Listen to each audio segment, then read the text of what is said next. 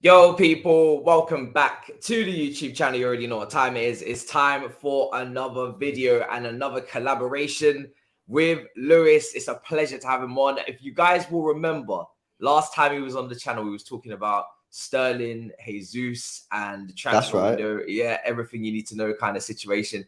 But now he's back for a crisis situation. Crisis talk, This is a Manchester City crisis. I'm going into different live chats and there. Some people are still confident, we're the Manchester City, we can handle this. Business end of the season will come back. And some people are actually starting to panic. Bro, welcome back to the channel. First of all, how are you? How are you feeling? You know what? It's a bit of a weird one, bro. Yeah, because obviously by our standards, like over the last couple of years, we're not having the best campaign in the world. Like, that's funny I say that because we are second, but by our standards, it ain't the best. You know what I mean? 3 draws, 2 losses already. I mean, compared to last season, 6 and 3. You know what I mean? We're slowly creeping up there. So there are things that we need to improve. I do think that maybe a lot of the issues that we have, well, I'm sure we'll come on to, are resolvable and could be resolved quite quickly. Some of the other issues are probably a little bit more long term. We might have to rectify that in the summer. We don't really do too much business in January. But other than that, you know what? We're still in all the competitions, still in the Carabao, still in the FA Cup. Obviously, FA Cup, we haven't played it in it, you know what I mean? But I'm taking them dubs where I can get them, bro. You know what I'm saying? That FA Cup third round ain't even been played, man. I'm still taking that as a dub. Listen, we have to play you back to back, and I'm starting to think that you guys actually need to come out of the FA Cup and concentrate on that league, because things are getting a little bit out of control. Of course, people, this is the preview for the Premier League game. Obviously, we play each other back to back, so it will be very, very interesting to see what happens. But I've been watching City closely because I had a little bit of an emergency meeting, Lewis, on Sunday, because you guys dropped points. Arsenal won. They're showing that their mentality up until this point is very, very on point. Not only are they playing great football, but they are, they're winning matches. They're playing after you and still getting the job done. People are talking about if they get injuries, but listen, anybody could get injuries and not look as good. At the moment, if their players that are currently in that team are playing, they look like they're unstoppable. After the draw against Everton, I've been watching you guys. Like I said, Rico Lewis has been playing some games, played last week, played against Liverpool, inverted, coming inside, really looks really good. I'm not going to lie, I can see why the hype is around his name at 18 years old. But at the same time, worrying signs for Man City this season that they're not looking as formidable as they usually are. Are you still confident about your aspirations for the league? What does this Chelsea game mean to you? Is it like a must win? Where are you kind of sitting after that Everton draw? Yeah, you know what it is? I still feel very confident because the reason there's two reasons. One, City have been in this position before, bro. Like, you know it. City have been in this position with United when we first won the league. We've been in it with Liverpool. We're used to these big title races. And what I keep saying is, with every day that goes by, with every match that goes by, and Arsenal stay at the top of the league, the pressure will ramp up on them. And the question will be, bro, can they handle the pressure? Because it's all right being top of the table on the 3rd of January. It don't really matter. You know what I mean? At the end of the day, it's who's there at the end of May that actually counts. And City have done it. We've been in these races before, and that's what I'm clinging on to. That Arsenal last year should have got top 4, bottled it. And City have been in these races time and time again. And for the most majority of the time, we've come out on top. On top of that, I'm looking at it and thinking, okay, what are they in front of us now? 7 points. Well, we've got to play them twice. And we've got the better goal difference only slightly, but we've got the better goal difference. So in theory, I mean, we only actually need to gain a point on them. And then the league is back in our hands. You're saying beat them at home, beat them away. And we've had a really good record over Arsenal over the years. Having said that, we do need to fix up. You know what I'm saying? Like, I can keep coming out with all these sort of, don't worry, look at this, look at that I've just done now. But ultimately, Arsenal on a mad run. I did not expect it to go on for this long. They do look unstoppable. And City do have issues that we need to rectify. So for me, it's just about going back to basics. Man City, go back to basics. Stop messing about with the formation and the team. And yeah, I'm sure if we do that, I'm confident that we'll get the job done. But we got to fix it up rapid. You know what I mean? Because if that gap now goes to, I don't know, 10 points, then you're looking at it thinking, fucking hell. becomes problematic. Before we get to Chelsea, obviously you guys drew against Everton. I guess the question is, what is going wrong with the drop points? So speaking off air about the moments that you guys have dropped points where everybody was expecting you to beat Liverpool. You know, you drop points against Liverpool, you lose at home to Brentford. Is it the fact that Sterling, Jesus, people are starting to now look at that and think, okay, right, you got rid of these players that were able to play out wide, kind of like when you had the Leroy Sanés, you used to be able to stretch the pitch. Are the Fodens and the Grealish, are they just not as willing off the ball runners? Are they a little bit more inverted? Is it too congested? Obviously, Foden actually started the season brilliantly. He was getting loads of goals off Haaland. I remember he was like a decoy. Haaland was the distraction. Foden was the guy sneaking in and getting the goals. And then that's kind of dried up a little bit because Pep has started to bring Grealish in, maybe more off that left-hand side. How do you feel about that? Is there something wrong with the attack, or is it just a case of bad day against Everton, sucker punch, you couldn't break through one of those days? It's a weird one, you know. It's a weird one with the attack. For me, part of the problem is we're a very, very narrow side, and part of this has come from the fact that we saw both Jesus and Sterling in the summer, which I was like, okay, yeah, it's probably time for them to move on. I wasn't with the Sterling one. Yeah, I'm looking at Sterling thinking, damn, you know what I mean? The last 2 years at City, he's done arse, to be honest with you. Like he's not done that good. But we've not had a striker. We finally got a striker and we sold him. So that was a little bit frustrating. I think it was one of them, like, I accepted the deal, but it was like, okay, a little bit gutting that he's finally going, we've got a striker. Jesus as well has played right wing for us on a number of occasions and done very, very well. Now, if you look at our right-hand side, yeah, I don't know, obviously your Chelsea viewers will know who we've got. We've got Mahrez, left-footed. Yeah. Cole Palmer, left-footed. Bernardo Silva, left-footed. Phil Foden, left-footed. You see the problem here, bro, is that we're very, very, very narrow. On top of that, when you combine the system that we're currently playing, which is a sort of three at the back and our right back, which is Rico Lewis goes into midfield and plays inverted, you've not got that flying fullback to give you the width. So we're completely narrow on the right-hand side, similar with the left-hand side, not as narrow, but you got Jack Grealish on the left-hand side, who gets no support from a left-back at all at the moment, because, again, he's got a little bit of an issue. He's right-footed, another inverted winger. So when we play Cancelo, who does very well on that left-hand side, where does he go? He's right-footed, so he drifts into the middle as well. So he's occupying the space that Jack Grealish wants to go into. Oh, by the way, you've probably got a Bernardo Silva or Ilkay Gundogan in that position as well. So again, zero width on the left-hand side, zero width on the right-hand side.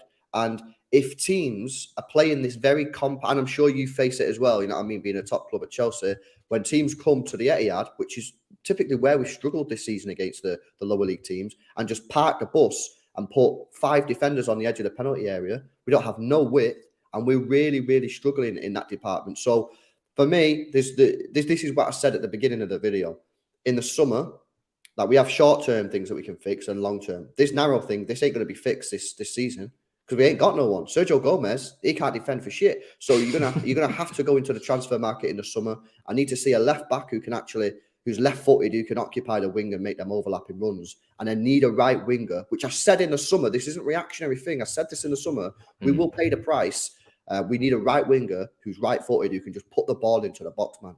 Yeah. So they're some of our issues right now. Yeah, it's true. When you speak about it, obviously Walker's been injured as well this season. He's struggled. Yeah. So I remember when you played Cancelo on the right-hand side against Liverpool, and it was absolutely horrendous. It didn't look right. Cancelo is now one of those players that actually looks better off the left because he does have that trait of being inverted and tucking inside.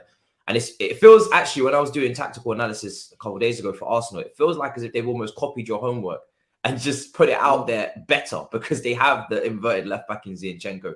They have the fact that, you know, they can move to a back three and tuck in a fullback like a Rico Lewis and spread the centre backs and build up like that. They have, you know, the Odegaard in the Kevin De Bruyne position, pressing in the front two like De Bruyne does with Haaland, but then dropping back in as a box-to-box. It does feel like Arteta's almost taken all the knowledge, run away with it, and just implemented it better this season. Arsenal, and it's working. and Arsenal have done that for a number of years. And that's why City have always beat Arsenal over the last couple of years, because we were just a better version of Arsenal.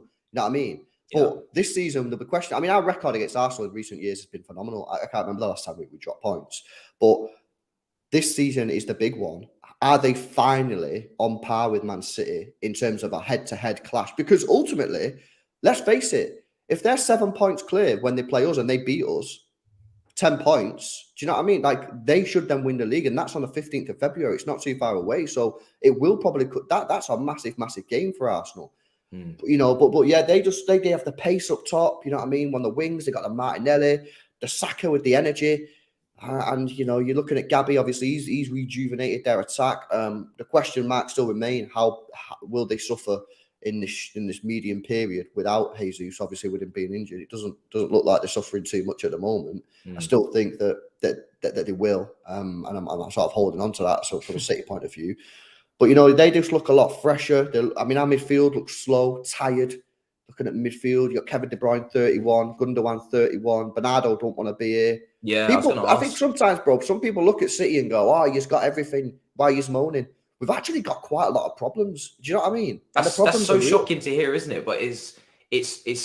I guess we're starting to see why Cucurella was linked with you in the first place. Obviously, we then overpaid and you guys walked away from the deal. But you wanted that pace on the left hand side, especially if you was to lose a Kyle Walker.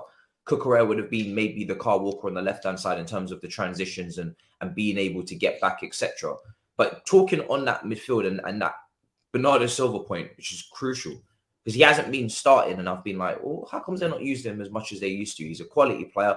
He's one of them players that I think every single team in the Premier League he walks into, and it's not just because of his quality, it's because of the off the ball work rate, you know, technically in tight spaces, his versatility to play 3 or 4 different roles.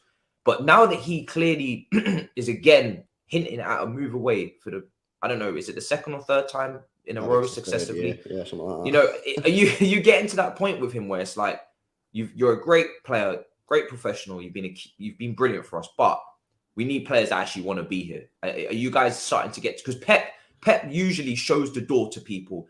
If they want to leave, he has no problem opening the door. I remember Fernand Torres learned just how irrelevant he was to Manchester City when he knocked on Pep's door. He was out before he could even get his words out.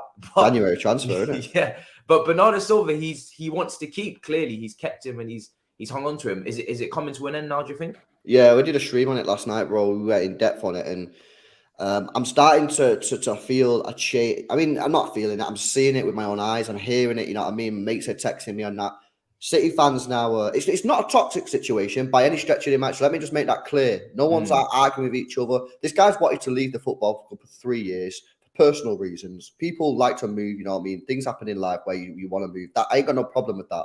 Unfortunately for him, and probably City as well, is that no one's bidded the money. No one's bidded the money. In the first year, the only thing we had was like a 15 million loan deal thing, which City were never going to offer. Last year, there was no bids whatsoever. So we're going into this summer. Will there be a bid again? Who knows? No one's bidding for this guy, which is mad because sell him to us. I mean, bro, you stump up the cash. You know what I mean? I mean, the thing is, he wants to go back. He wants to go to Spain. Yeah, he wants to go to Spain. So this is the thing. But yeah, I mean, it is one of them things. Now I'm seeing City fans on Twitter saying it's time for him to go. But ultimately, you can say that as much as you want. Someone's got to bid the cash, and Barcelona have already come out.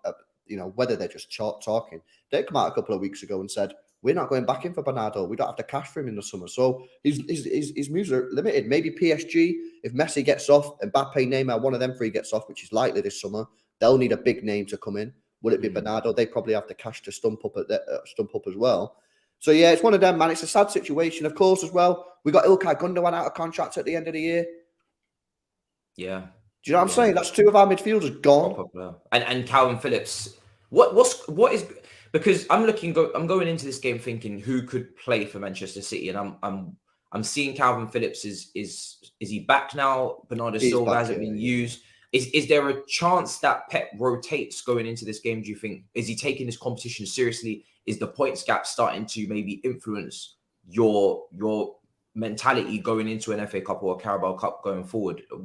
How do you feel about these competitions now that you're the chaser, I guess? We go for them all, bro. We go for them all. That's what Pep Guardiola brings to the football club. Like you don't like. I mean, I never had this before with Pellegrini, Mancini. Like, yeah, you pick and choose with Pep, and you've seen it with the amount of Carabao Cups we've won. You know what I mean? We go for everything, man. So I think he full sends this game against this. He has to full send, and of course tonight, man. So is this video going up today? Yeah, it will go up. It will go up tomorrow. But because obviously Newcastle Arsenal playing tonight. Obviously, if you're watching this the day after, you'll obviously know the score. So if Newcastle, who've only lost 1 game all season, in the 97th minute winner against Liverpool, You know what I mean? If they can get a point off Arsenal, then boom. You know what I mean? It's back on. Mm. And like I said to you, bro, if we can get that points gap down to 6, because we've not played Arsenal at all, it's back. It's back in our hands. Yes, it's in Arsenal's hands, but it's now in our hands as well. So, you know, we've got to go for it, man. We've got to get the win. We have to. So it's mad. So back-to-back games, you guys equal importance, because I'm trying to work out where the weak point is, I guess, going in, and I'm looking at team selection in the Premier League game, which is coming up, and obviously the FA Cup game afterwards. What is the weak point for Man City that you're looking at? You think, okay, Chelsea could exploit that? Because when we're looking at Graham Potter, I'm looking at it and I'm thinking, you are making some big mistakes. Don't put Conor Gallagher in a double pivot when you're chasing a game, when you're winning a game. Doesn't matter what type of game it is. Just don't play him in a restricted defensive role, especially next to someone who's not a holding midfielder like a cover, because he's not going to be able to do or play to his strengths. And he is clearly an advanced midfielder who counter presses, who crashes the box, who can cross the ball, who can shoot from distance. Don't play him in a restricted defensive role in a possession-based team who, when he can't receive the ball, you know, in tight spaces. But then he's playing Zakaria, so at least he's given now Zakaria a bit more game time. He's bringing a bit of PMP. He's starting Pulisic off the left flank, regardless of whether he's had good game, not so good game in the last couple. He's playing him. He's giving him an opportunity.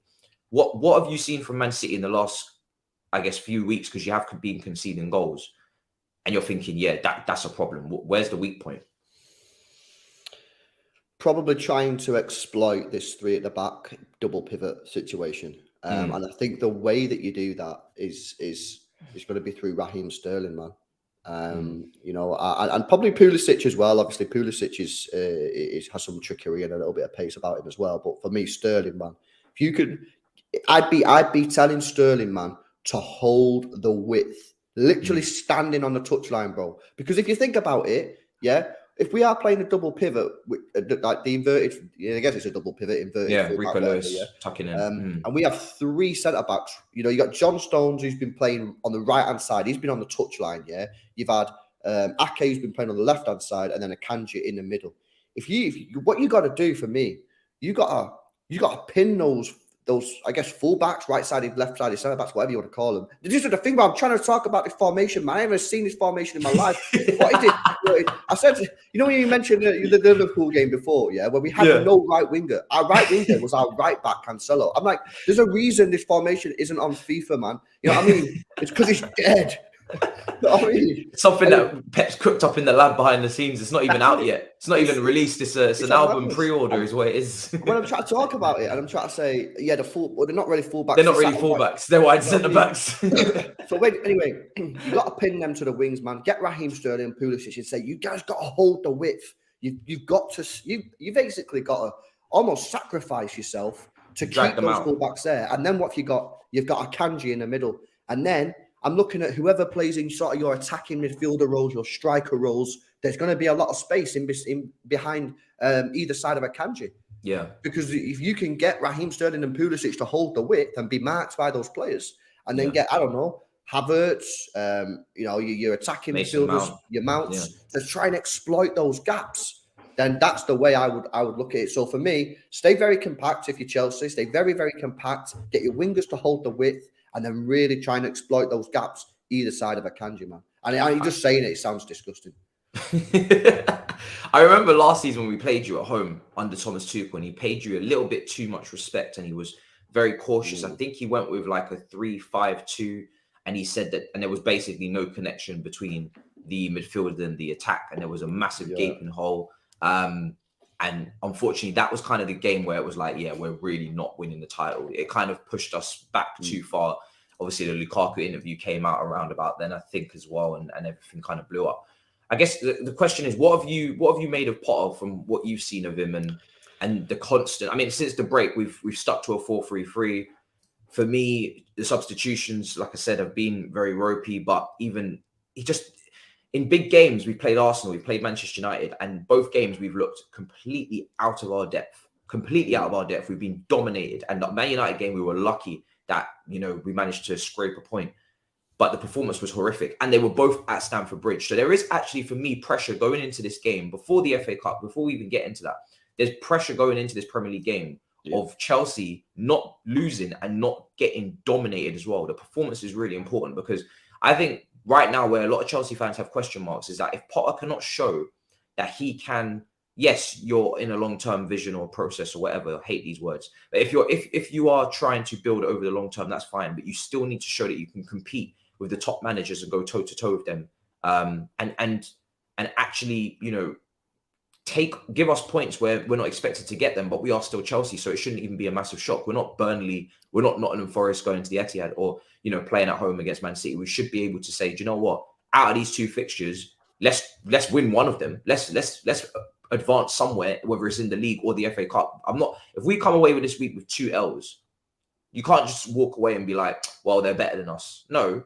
You know what I mean? Tuchel, fair. The one thing I will give him, and I don't like comparing them all, going back to him all the time, but the one thing I will give him is big games outside of obviously the one we just mentioned against you last season. He did turn it up and he did go head to head with the top managers and show his pedigree. So what have you made of him so far? And I guess the chaos consuming us in 9th behind our West London rivals, Brentford and Fulham.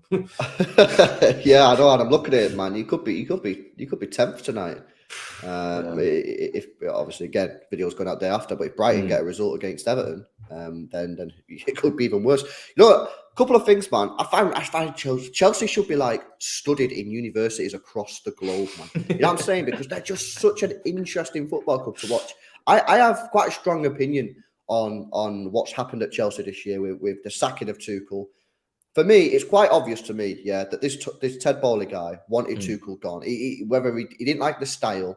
For me, I wouldn't have had a problem if Todd Bowley come in and when he bought the club, and gone, I don't like the way you play football. I don't want to be in a position where I'm telling you how to play. Therefore, mutually agree, terminate your contract. In the summer, we'll pay you out, no problem, no hard feelings. It's purely a style and tactical decision, Boom. Get Graham Potter in the summer. He's got a full transfer window to go. Got a pre-season and that.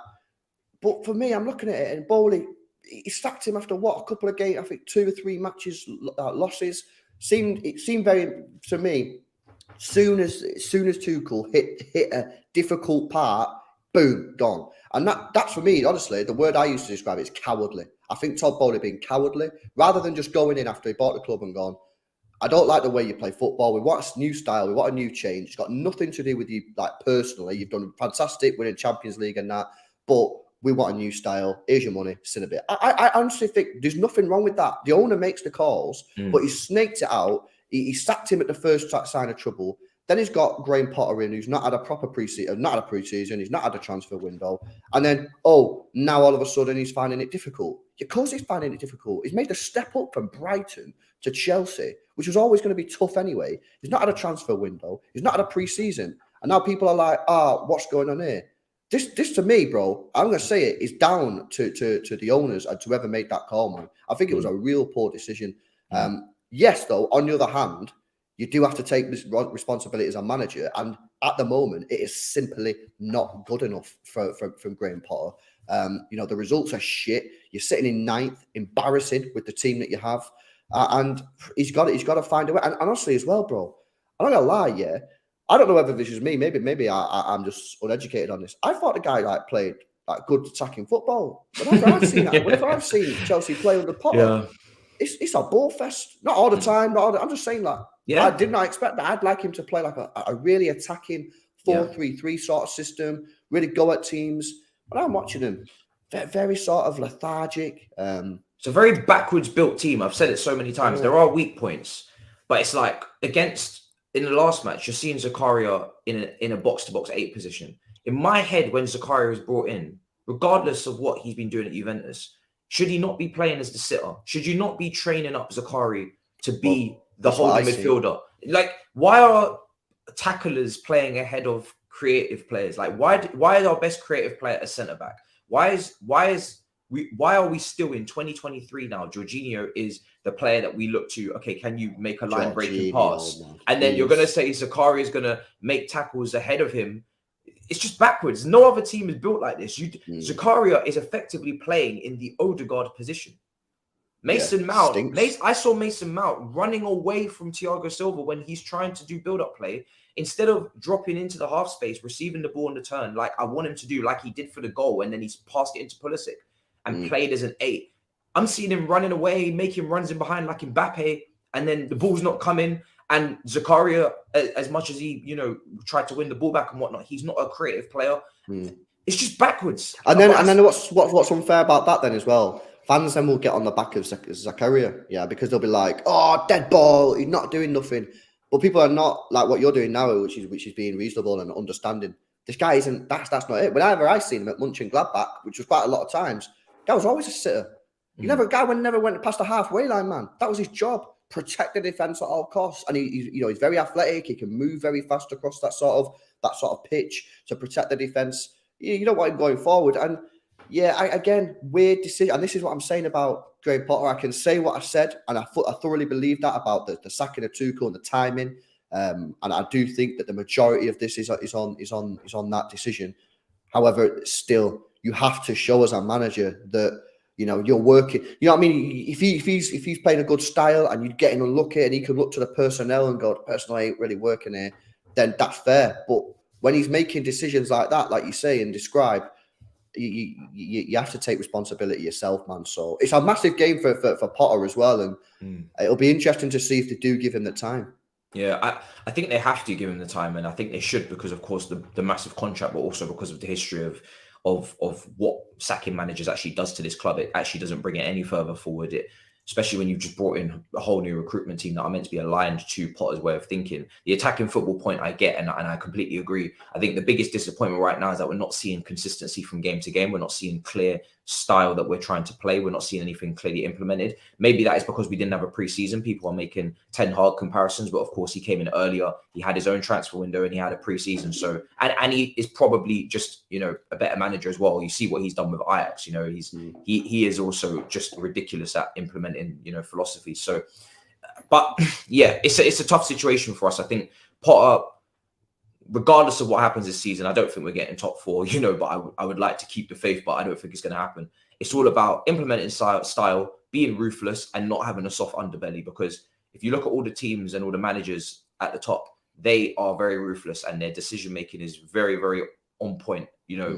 Arsenal, as much as I hate giving them praise, their recruitment has been spot on since they signed Willian from us, and Arteta's been very ruthless with players in terms of Aubameyang, getting players out. You guys have been very ruthless with Pep over the years, getting players out, whether it be Joe Hart right at the beginning.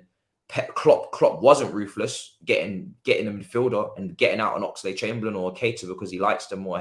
And now he's paying the price for not having that midfielder that he should have signed in the summer. So whenever managers rest on their laurels, or they not even rest on their laurels, but they're almost too loyal, or they're too complacent, or they overrate their own players, that's when they start to get into some bother. So I hope Potter is at least ruthless, and I see a lot of outgoings in the summer. A lot of people are getting excited about the incomings. I'm trying to see some outgoings, because if these players, if they're not suited to your team, if they're not committed, if they don't want to be here, then you need to get them out. If they stay, then you're going to pay the price at some point. Surely you can't just write off seasons, finish 10th, say we get knocked out of the Champions League and we lose the FA Cup this weekend. Then what am I doing from February to May? Like, really? So, it's going to be interesting. But bro, it's been a pleasure. You guys, you guys' problems are not our problems. We've got two different levels of problems in terms of you guys are in a title race and it's shutdowns, crisis, and we're dwindling in ninth. Do you know what I mean? But what is your not? I'm not going to score predictions, but what is your expectation from Manchester City to close up on this match? What do you expect from them at Stamford Bridge? I mean, what I want to see, I'd love to see a return to the flat back 4. I want to see this inverted full back system binned for this game. I want to see a little bit of enthusiasm in the midfield. And I think if we get that and we play the flat back 4, you will get a little bit more natural width. I think Foden needs to return to the side. Whether he goes on the left or the right, don't know. It's a bit of a difficult one, that. And I just want to see us. I want to see I want to see the City of old, man. Do you know what I mean? Like, I want to see the City of old, the total domination and the one-touch passing. crisp passing which breaks the lines. That's what I want to see. I mean, and if we do that, then we should win the game. But if we don't, and we play this boring sort of like inverted fullback thing with absolutely no width at all, and Chelsea do what I think Chelsea should do and play them really, really the wingers and put them on the wing, you know what I mean, natural. And then I think you could cause us problems. But I just want to see return to old, man. I want to see old City back. Yeah, I mean, I want to see the old Chelsea back, and we're a long way from there. So, yeah, we can only hope that against Manchester City, Chelsea actually step it up on our side of things. But your defensive structure does give me hope because it is so all over the place a little bit, and maybe overdone and over thought out by Pep a little bit, maybe overcomplicated. But guys, listen, we're gonna wrap up. Lewis, let them know where they can find you, bro. Pleasure to have you back on the channel again. Yes. Obviously on City Extra. Come check us out, man. Do the watch-alongs for the City games and that, and any sort of just general City content. Yeah, City Extra is the place to go, man. There you go, guys. That's the link in the title and in the description. Make sure you go subscribe to me. Smash up the like, subscribe as well. Lots of content coming up, of course. And yeah, it's gonna be a long week. Whether we get the results or we don't, it's gonna be a long week. I can tell you that. So make sure you're tuned in. Back to back, man. Heavy. Why? I really, really wish that you guys could have separated this shit out a lot better. I don't want to see you guys twice in a row. In a bit, people. Peace.